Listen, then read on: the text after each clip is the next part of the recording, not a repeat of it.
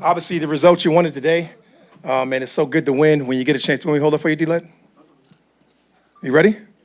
Obviously, the results today when you get the win, and then obviously, man, you get out there, you get a chance to get out there and play that way, and to finish it the way it finished, a complete team win across the board. You know, Koo finishing that thing off for us. So many things you can correct, and it's always nice to correct those things in a win. Yeah, Coach, what was the thoughts to send him out there? He'd been having a good game, 53, 44, and 42 before the game-winning kick there. That thing was ending with a Koo make or miss. Didn't matter where it was from. Koo was going out there. And could you discuss, you said a complete team win, you get the fumble recovery in the end zone by specials, defense gets a score, and the offense cobbles together enough 4 drives there for you. Certainly set it off for us today. And we talked about what it takes and what it takes to win. And we talked about our guys being an impact in the game. And they certainly were today when we're talking about the team's phase of what we do. And these guys go out there and play. And those guys going out there and covering punts and covering kicks and really setting the edge and doing the things that we need to do out there was definitely critical and clutch for us. And I was so proud of how they reacted and went out there and played. How strongly did you consider letting, right here in front of you? I see you. Sorry. Letting them score earlier down there on the 1-yard line? How did that go? Used our 2 timeouts. You know, oddly enough, believe it or not, we had 56 seconds the other day with no timeouts to get in field goal range to win it in our practice setting. So we knew we needed a little bit of a minute of it. And we used it all. We were able to get that big PI, which oddly enough happened in practice. And we went out there and we were able to finish that thing with Koo. And it's just exactly how we wanted that thing to go out for us in practice. Would have liked to get a little bit closer, try to take a couple shots there to Drake. They played a little bit of tight coverage, wasn't able to get in there, took the shot down to Mooney on the sideline. But I'm extremely excited about those guys getting that done. We need about a minute. We had about a minute, and it was well done by those guys. When was that practice drive you're talking about? That was Friday, actually. Friday. And it's Mooney, you had a PI call against Mooney? It wasn't against Mooney. I'd have to go back and check and see who it was on for you, Josh. But we definitely got a P. Oh no, you know what? We got a penalty. It wasn't a PI. I won't tell you what it was. On the 3 passes before the field goal attempt, took big shots there. Did you think that they would leave that open? It looked like you might take 10 yards to get Youngway a little closer if you could find it there. The calls are a little bit shorter, but when you play sticky man coverage like that, it goes to who's open. You know, you take the shots to your best players. You take the shots to Drake. You take one to Mooney. You give yourself a chance down the field. We had some shorter people in position to catch some shorter passes. But, you know, obviously they did a nice job of covering those things. You try to uncover on the 7 cut, try to get 2 outbreakers, try to hit a honey hole shot there and see if we can get something going there. Hey, Coach, Rashad Milligan here. I wanted to ask you about, you said there were some things that you guys can work on and you're glad it happened in the win. One thing that was kind of like eye-popping on the stat sheet is Kyle Pitts, 0 catches today. Just how cognizant are you of getting him more involved? You know, it's just about going out there and winning the game when you're out there and you're playing. You know, he had a couple targets today, had a couple things going out that way. You know, we believe we got a questionable call at the end of the stretch again to Kyle. And, you know, those things are always unfortunate. But, you know, really for me, man, stats are for losers, man. I don't get involved in that stuff. But you go out there, you try to win each game, and we were able to win it today. And that's what we did. Hey, Jared. Jared Bell, USA Today. Yeah, right, Jared. You're going to announce yourself. Don't give me that tough look. Just smile, man. We just won. Okay, so you look at the way this game ended last week, the week before at Philly. How much is this last-minute drama testing your nerves and or telling you about your team in crunch time? Welcome to the National Football League. I've been in the league since 2002, and I feel like they're all in the same way or around the same way. And it's about having that mental stamina enough to go out there and push and pursue and get your guys to go out there and finish. And they certainly give me a nice chance to go out there and finish with our guys. You know, they fight every single week, and I'm proud of them. Not just today, but in general, how much of your late game thinking is based on how well your kicker's hitting it earlier in the day? I mean, because it looked like Koo was striking it pretty well. Did that factor into your late game decision making, or is it always the same? It's not always the same, Josh, but it's always going to be a lot of confidence in Koo. It's hard to say you're not going to have confidence in that young man and what he's able to do. I believe it was 58-yarder. Career long. It looked good from probably a little bit further. So you're always going to have a lot of confidence in Koo and what he does and how he goes about his process. And as long as his weekly rhythm and routine is good, I think he's going to be good. Switching gears, Troy Anderson's big game. Was that a function of him just having a really good day? Did you feel like you were funneling some things toward him the way you played them? Yeah, I got to go look at it. You know, I don't think we actually intended to funnel anything to him. It's just how it works. The guy was flying around today, making a bunch of plays, making a bunch of tackles. He plays with, you know, tremendous speed. He plays with a tremendous violence that we love, and he got it done for us today. It was awesome. I'm up. Ledge, you're the only one holding your hand up, No. buddy. Sam Crenshaw, Atlanta 69, 92-90 game. Tyler's running. Talk about that decision to go with him, and then what he was able to do for you today. Hot man got in there, man. He got a couple runs in there, and he was able to tilt that thing, and you just keep feeding him. And he got a couple really good runs. He was critical for us. He's the heavy back, and he was heavy for us today. He got a couple yards for us, and we were really excited. I don't know how many exactly. I got it in front of me, but I was proud of what he was able to do when he got out there and got a chance to play for us. Yeah, D. Orlando Ledbetter, the Atlanta Journal-Constitution. Could you discuss the play of D. Alford on Shaheed? Looked like that play at the end was big, and he was with him most of the day. And then you had to end the game with Captain America on the defensive side of the ball. The play with Shaheed, remind me, Led. End zone, fourth down. The one 4 for 5. before, the previous one before they scored. Yeah. Oh, great play by Dioff. Dioff is playing his butt off. He's playing hard. He gets tough matchups every single week. You know, he was almost the GOAT at the end of that game with 12 going out there catching a big catch on the 1 yard line. But, you know, I got a lot of confidence in those guys, how hard they play, how much they put into the game. You know, they play for each other. They play for the love of the team. And I'm just excited. I can't wait to go watch the tape and grade the guys and find ways to get better. And the rookies finishing the game for The rook went out when Troy left. You know, Troy had a little injury there at the end. I don't have all the details of that, D-Led. I'm sure you'll be bothering somebody about that in a minute, but we'll figure that out. But got a lot of, like I told you, I got a lot of confidence putting him in the game. Our young rook, Captain America, went out there and finished the game for us and was able to go. Piggybacking on Jared's question here, when you have a game like today and a game like you had against Philadelphia, do you think you guys could be a team of destiny? You kind of get that feeling? No, I don't feel like Cinderella. I feel like you got to go out there and play every single game, and you got to go out there and try to win. And the poised team and the more poised team usually wins. And right now, I'm trying to show my team poise. I'm trying to show them poise, what it looks like, what it feels like to be resilient. And they're showing us, and they're showing our city. Man, I can't say enough good things about the fan base today. That place was a home field advantage today. That thing was rocking, and almost caught me dancing, got me out of character on the sideline. Man, that was outstanding. All right, I'm going home to enjoy this win. It's 1 o'clock. Josh, leave me alone. Yes. Daryl Hodge sort of being in the right place on special teams, I would imagine that was not a surprise to you. No, those how the special teams been playing for the majority of the year has been really good. We're talking about Hamilton, Kadera Hodge. You're talking about Michael Abernathy. I mean, we got people that are just going out there and play every single week, and we had a clear-cut advantage that we knew we can get something off them today if we went out there and covered the right way, and we certainly did that, and I was very proud of those guys for going to accomplish it. All right, I'm going home. Enjoy my 1 o'clock win.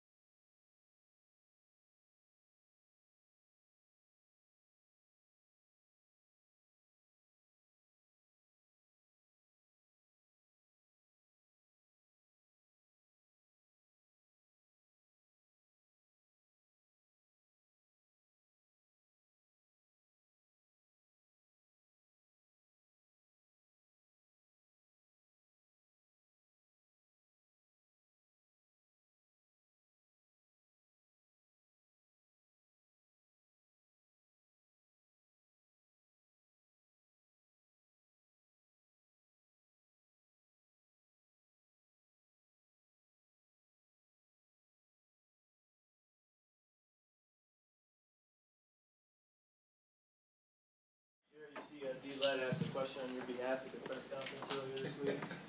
He told you that, huh? Yeah, he said it came from you, so he felt bad taking extra time, but he said if it comes from Jarrett, he knows that I'll let it slide. So anything for a Spartan. I'll start and then I'll take any questions we have, starting with D-Led. It's great to find a way to win in this league. After kind of a week of feeling awful about not finding a way last week, it's great to do that this week. And there's a lot to fix. And so you come away saying, I'm so glad we won. But, I'm going to be voice memoing on the way home to the coaches with some thoughts on how I got to be better and how we got to build on it. So a lot easier to give those voice memos after a win.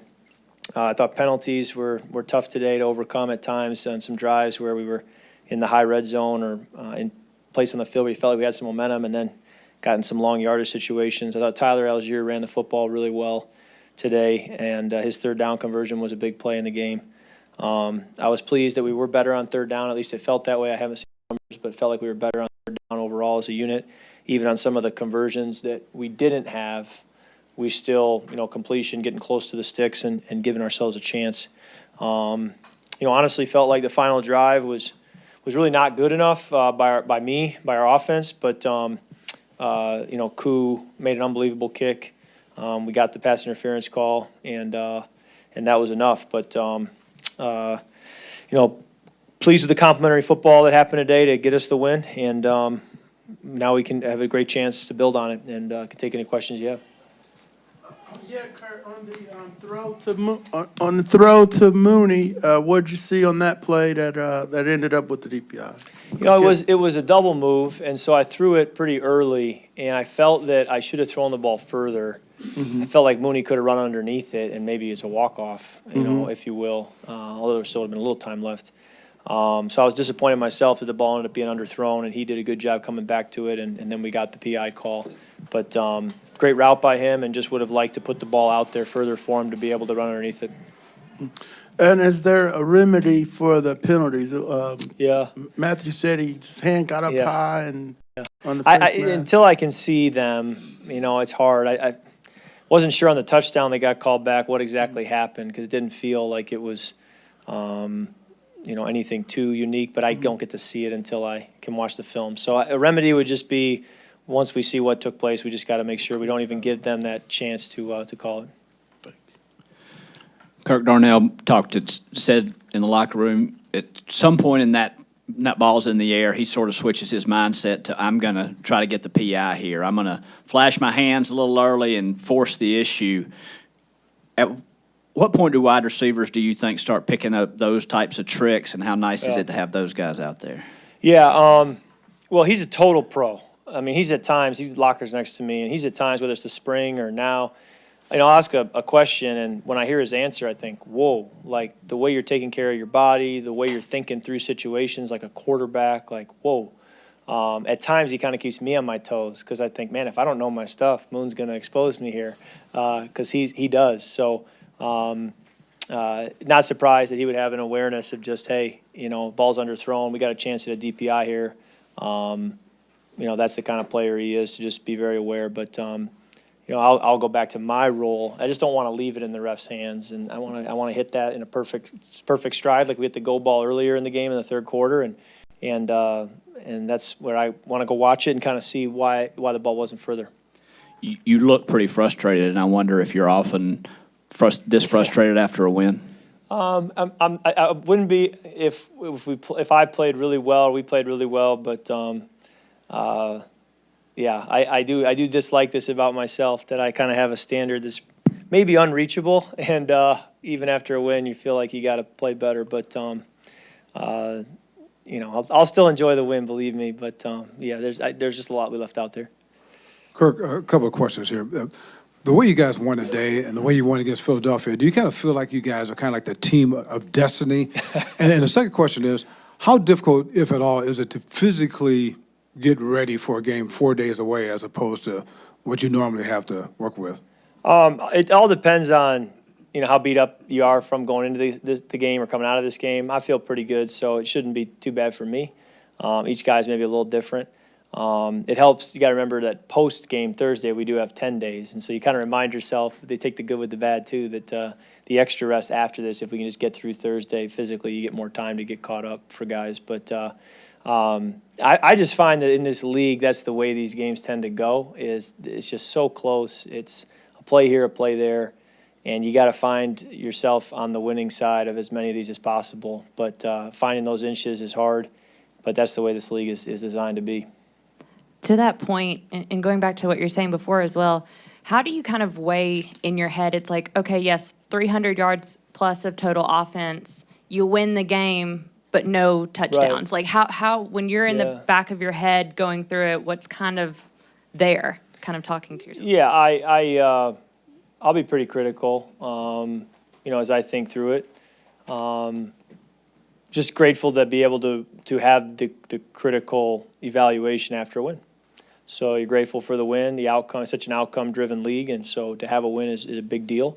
But you never really stop going back and analyzing the performance and how to be better, win or lose. Kirk. Hi, Daniel Suggs, Atlanta Voice. I wanted to ask about Thursday. How big is that game knowing that there's a chance to go 2-0 in the division and obviously over 500 as well with a win? It's a great opportunity for us, home game, divisional opponent. Had dug ourselves a hole starting 1-2. Now give ourselves a chance to go into a long weekend with above 500. So we know what's out there for us, but so does our opponent. And, I expect it to be a hard-fought game like they all have been thus far. Kirk, Raphael Haynes with the three-point conversion. You mentioned that a lot of NFL games come down to the end like this. But I'm curious, before the game and even through the game, did you notice the intensity through this rivalry? I know this is your first game in this rivalry. I loved it. It was the fourth quarter. We were a little bit backed up, and it was a TV timeout. And they were playing that song about you swag and surf, and the whole stadium was moving. And I looked around, I was like, this is pretty sweet. And the nest especially, I love the nest. The nest may be my favorite thing about being a Falcon. That's awesome, the energy they bring. So, you felt it today, and we need to win and play at a level that'll keep it that way all year long and into January. But I can't say enough about the environment today and the way our fans showed up. I was really, really pleased with the atmosphere we got to play in. It was a privilege.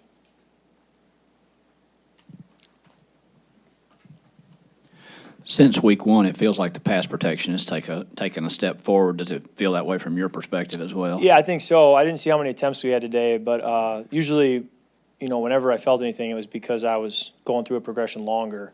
So I thought they did a good job, and there was a lot of times where it was kind of one-on-ones across the board where they're rushing five.